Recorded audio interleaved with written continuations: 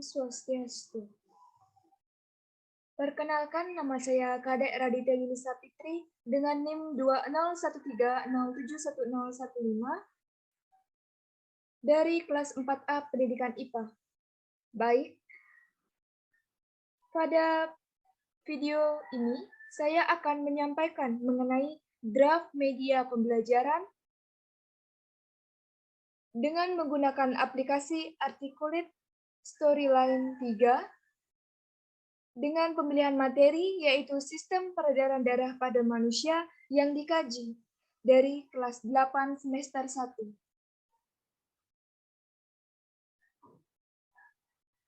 Kita next. Nah, adapun pokok pembahasan materi dalam media pembelajaran ini, yang pertama yaitu ada KI dan KD, yang kedua ada tujuan pembelajaran, yang ketiga ada peta konsep, yang keempat ada materi, dan yang terakhir ada evaluasi. Yang pertama mengenai KI dan KD. Kita klik KI dan KD, akan muncul langsung penjelasan mengenai KI dan KD-nya. Baik, yang KI atau kompetensi inti, yaitu menunjukkan keterampilan menara, mengolah dan menyaji secara kreatif, produktif, kritis, mandiri, kolaboratif, dan komunikatif dalam ranah konkret dan ranah abstrak, sesuai dengan yang dipelajari di sekolah dan sumber lain yang sama dalam sudut pandang teori. KD atau kompetensi dasarnya yaitu 3.7 menganalisis sistem peredaran darah pada manusia dan memahami gangguan pada sistem peredaran darah serta upaya menjaga kesehatan sistem peredaran darah. Kita klik kembali ke menu, klik tombol menu. Yang kedua yaitu mengenai tujuan pembelajaran. Kita klik. Nah, adapun tujuan pembelajaran. Yang pertama mengenai melalui diskusi, siswa mampu mengetahui dan memahami bagaimana sistem peredaran darah pada manusia serta fungsinya. Yang kedua, melalui diskusi kelompok, siswa mampu mengetahui dan memahami mekanisme peredaran darah besar maupun peredaran darah kecil. Yang ketiga, melalui diskusi kelompok, siswa mampu mengetahui dan memahami organ-organ yang berperan pada sistem peredaran darah manusia. Yang keempat, melalui diskusi, siswa dapat mengetahui bagian-bagian darah. Yang kelima, melalui diskusi, siswa mampu mengetahui bagaimana gangguan sistem peredaran darah dan cara memelihara organ peredaran darah. Selanjutnya kita kembali lagi ke menu, klik tombol menu. Nah, yang ketiga yaitu mengenai peta konsep. Kita klik tombol peta konsep. Nah, peta konsep mengenai sistem peredaran darah pada manusia. Sistem peredaran darah pada manusia ini dibagi menjadi 3, yaitu ada darah, alat peredaran darah, dan peredaran darah atau mekanisme peredaran darah. Nah, darah atau ini dibagi lagi menjadi 2, yaitu ada plasma darah dan sel-sel darah. Nah, sel-sel darah ini terbagi menjadi 3 bagian, yaitu ada sel darah merah, sel darah putih, dan keping darah. Yang kedua yaitu mengenai alat peredaran darah. Dibagi menjadi 2, yaitu ada jantung dan pembuluh darah. Nah, pembuluh darah ini terbagi menjadi 3, yaitu ada arteri, vena, dan kapiler. Selanjutnya yaitu mengenai peredaran darah atau mekanisme peredaran darah. Dibagi menjadi 2, yaitu peredaran darah besar dan peredaran darah kecil. Nah, dalam sistem peredaran darah pada manusia ini, nantinya akan ada video pembelajaran mengenai mekanisme peredaran darah dan cara memelihara organ peredaran darah. Kita kembali ke menu. Nah, selanjutnya yaitu mengenai materi atau kedalaman materi dari sistem peredaran darah. Di mana kita klik tombol materi. Sistem peredaran darah. Nah, ada plasma darah. Plasma darah adalah komponen darah berbentuk cairan berwarna kuning yang menjadi medium di sel-sel darah, di mana sel darah ditutup. Di mana 55% dari jumlah atau volume darah itu merupakan plasma darah. Nah, fungsi plasma darah bisa kalian simak pada layar. Dan ada pun ciri-ciri dari plasma darah, yaitu yang pertama berwarna kuning, terdiri dari 90% air dan 10% zat-zat terlarut lainnya. Yang ketiga memiliki sel-sel darah termasuk sel darah merah, sel darah putih, dan trombosit. Yang keempat, kandungan zat yang diperlukan tubuh diantaranya protein, antibodi, glukosa, enzim, garam, dan zat terlarut lainnya. Kita next ke bagian sel-sel darah. Kita klik. Sel-sel darah ini terbagi menjadi 3, sel darah merah, sel darah putih, dan keping-keping darah. Yang pertama mengenai sel darah merah, di mana jenis sel yang paling banyak di dalam tubuh, di dalam darah yang ada pada tubuh kita adalah sel darah merah, di mana 1 mm kubik darah kurang lebih sekitar 1 tetes yang terdiri dari 5 juta lebih sel darah merah. Yang fungsi utama sel darah merah ini adalah mengangkut oksigen dan paru-paru ke sel-sel seluruh tubuh. Nah, untuk sel darah putih, kita bisa klik sel darah putih. Akan muncul penjelasan mengenai sel darah putih dan gambaran dari sel darah putih. Di mana sel darah putih ini berbeda dengan sel darah merah, yaitu pada 1 mm kubik darah hanya terdapat 5-10 ribu sel-sel darah putih, yang dimana artinya setiap 500 sel darah merah hanya ditemukan sebuah sel darah putih. Yang ketiga mengenai keping-keping darah. Kita akan klik. Akan langsung muncul penjelasan mengenai keping-keping darah dan beserta gambaran dari keping-keping darah. Nah, keping darah hanya mampu hidup antara 5-9 hari saja, di mana keping darah ini berperan penting dalam proses penutupan luka dan pemulihannya sehingga tubuh kita bebas dari penyakit. Di mana keping-keping darah ini adalah bagian-bagian sel atau fragmen-fragmen sel yang dapat menghentikan aliran darah dari pembuluh darah yang pecah. Di mana bila kita terluka, kapiler-kapiler darah ini banyak yang terbuka, sehingga darah akan mengalir keluar dari pembuluh dan menuju kulit.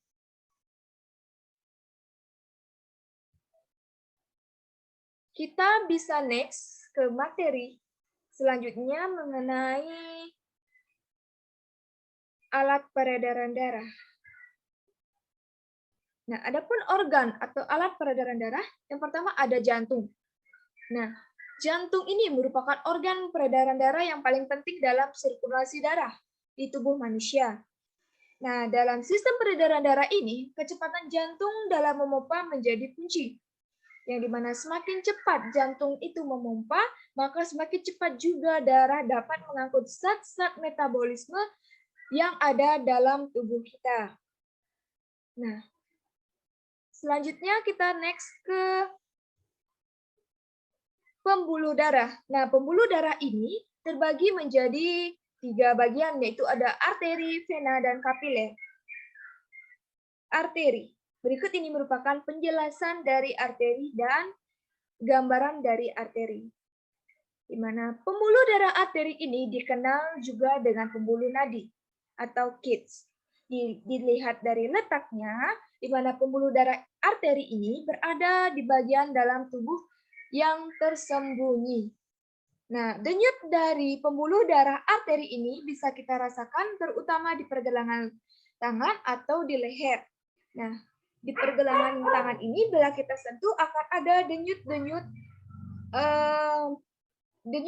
darah yang disebut dengan denyut nadi. Di mana pembuluh arteri ini bertugas dalam membawa darah dari jantung ke seluruh tubuh. Selanjutnya kita klik vena, akan muncul penjelasan mengenai vena dan gambaran vena, di mana vena adalah vena dalam salah satu jenis pembuluh darah yang mengalirkan darah dioksigenisasi dari bagian tubuh lain kembali ke jantung. Nah, dibandingkan dengan arteri, vena ini memiliki dinding yang lebih tipis dan tidak begitu berotot. Dindingnya tipis dan tidak begitu berotot, di mana umumnya vena ini terletak dekat dengan permukaan tubuh dan tampak kebiru-biruan. Kalian bisa melihat di dalam tubuh kalian, yaitu ada yang berwarna biru-biruan atau berwarna kehijauan, itu merupakan vena. Selanjutnya kita ke kapiler. Kita bisa klik kapiler, maka akan muncul penjelasan kapiler beserta gambaran dari kapiler. Nah, pembuluh darah kapiler adalah pembuluh darah terkecil di dalam tubuh kita, yaitu berdiameter 5-10 meter, yang menghubungkan arteriola dan venula, dan memungkinkan pertukaran air, oksigen, karbon dioksida, serta nutrien dan zat kimia sampah antara darah dan jaringan di sekitarnya. Di mana fungsi pembuluh darah kapiler ini adalah menukar cairan dan nutrisi. Nah, selanjutnya kita akan masuk ke peredaran darah atau mekanisme peredaran darah. Nah, mengenai video pembelajaran ini akan dijelaskan mengenai mekanisme peredaran darah dan bagaimana cara kita memelihara organ peredaran darah. Kita bisa klik tombol play.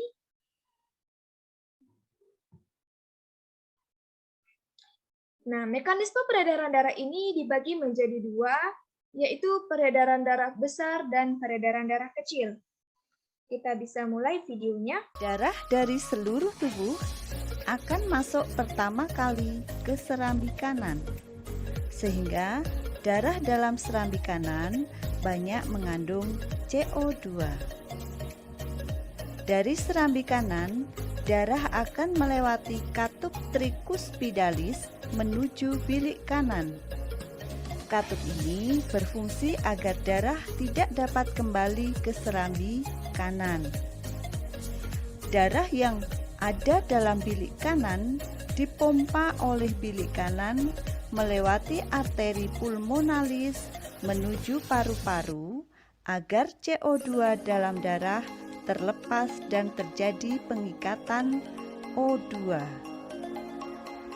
Darah dari paru-paru mengalir melalui vena pulmonalis menuju serambi kiri, sehingga darah dalam serambi kiri banyak mengandung O2. Darah dari serambi kiri turun melalui katup bikuspidalis menuju bilik kiri. Bilik kiri akan memompa darah ke seluruh tubuh melalui pembuluh aorta.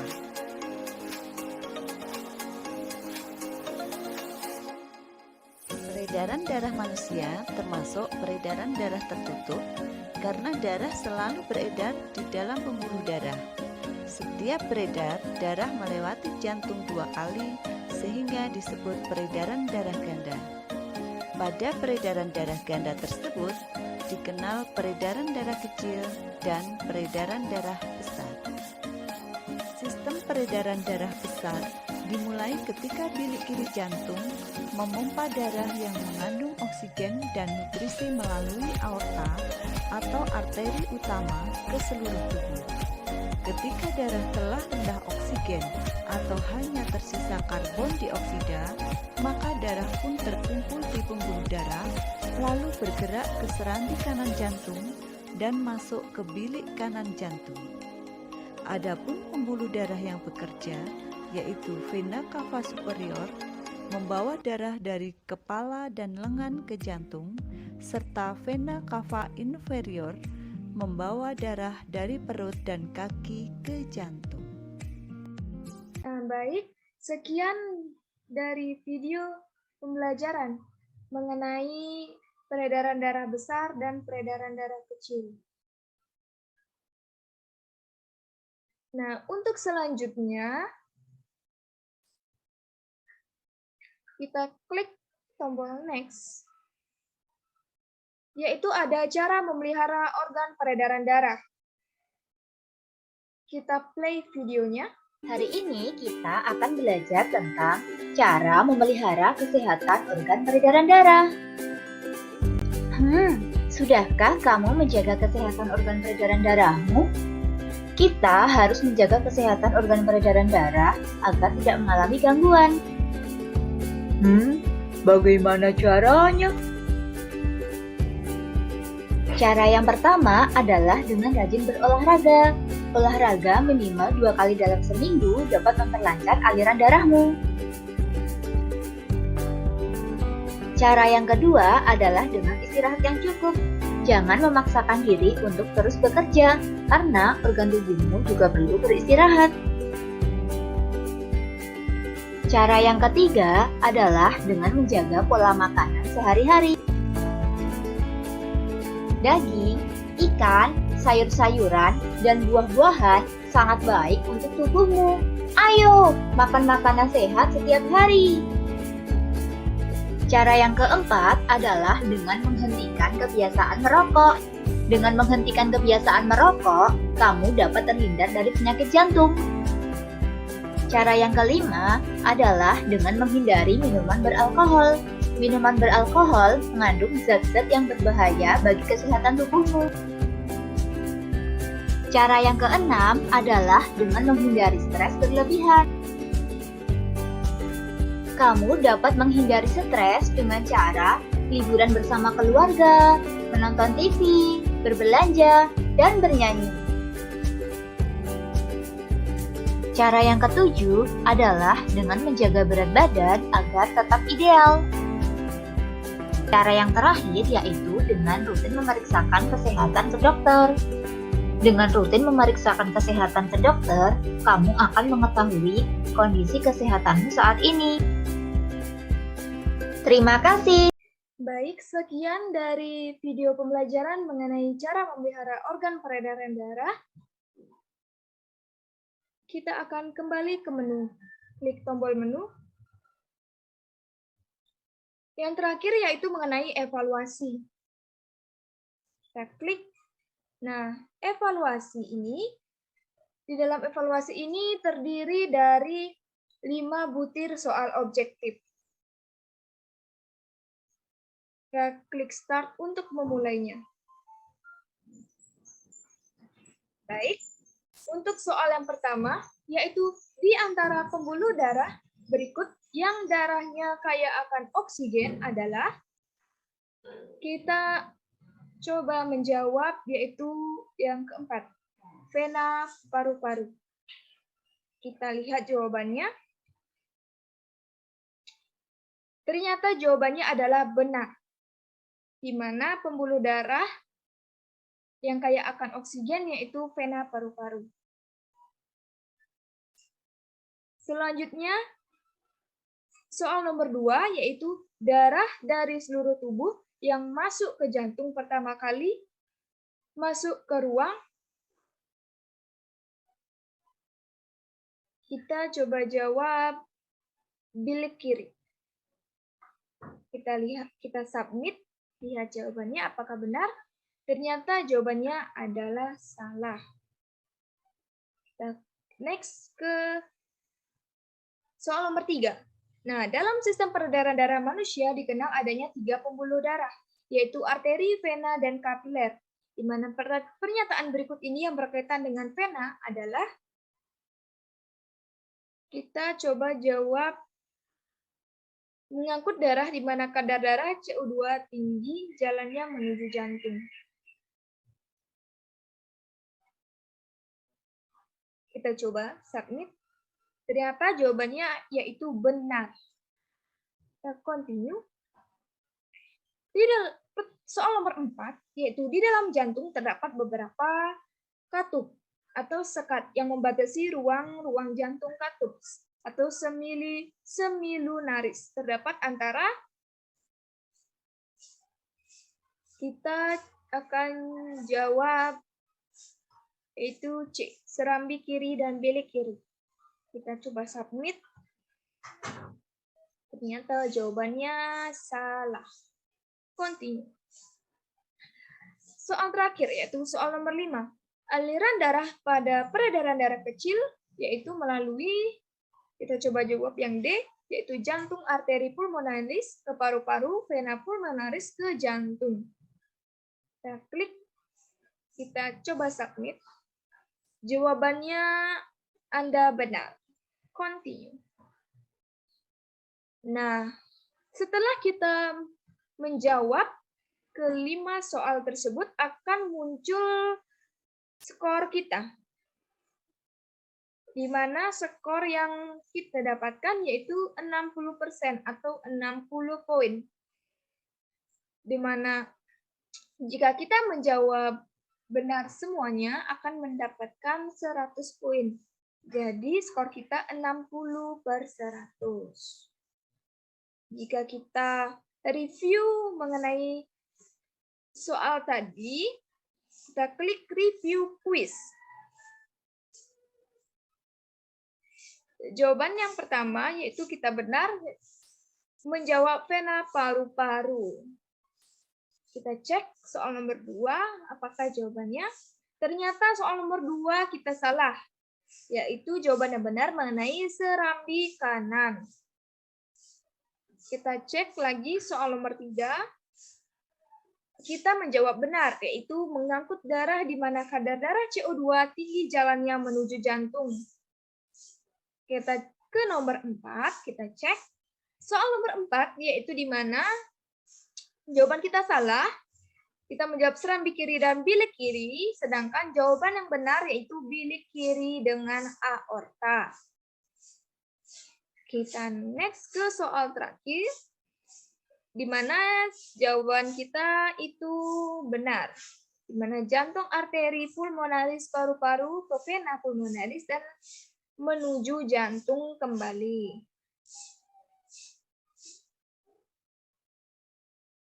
Baik, kita next.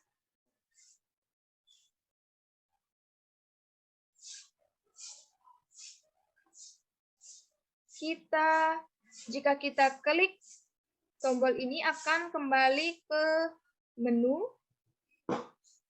Namun kita klik tombol ini akan kembali ke penutupan. Baik, sekian dari video presentasi saya mengenai draft media pembelajaran yang menggunakan aplikasi Articulate Storyline 3. Yang membahas mengenai materi sistem peredaran darah pada manusia yang terdiri dari KI dan KD, tujuan pembelajaran,